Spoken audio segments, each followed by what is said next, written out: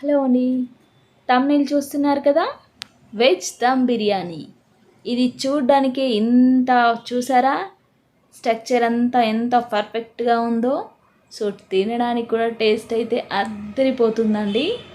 రెస్టారెంట్కి మించిన టేస్ట్ ఉంటుంది. మీరు ఎక్కడికి వెళ్ళినా ఇంత టేస్ట్ అయిన దమ్ బిర్యానీ, వెజ్ దమ్ బిర్యానీ మీకు ఎక్కడా దొరకదు.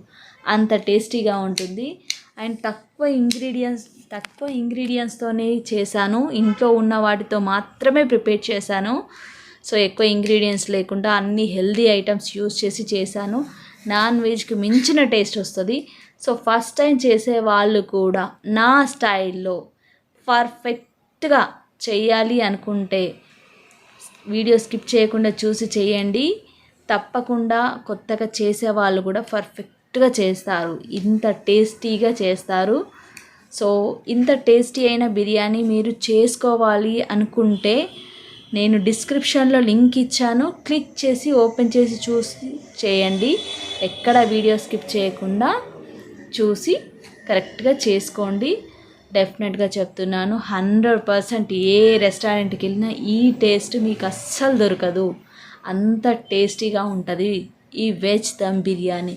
అండ్ చాలా తక్కువ టైంలోనే మంచి టేస్టీ రుచికరమైన బిర్యానీని ప్రిపేర్ చేసుకొని తినండి.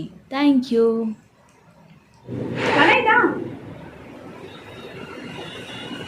ఇదిగో కాజు బిర్యానీ.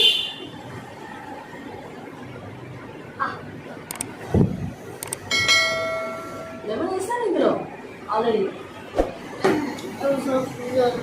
తనై నా పుష్పకే తినిపిస్తాను. కాజులని పుష్పకే పెట్టేస్తున్నాను, ఇష్టం. క్యాలీఫ్లవర్ ఉంది, ఓకే.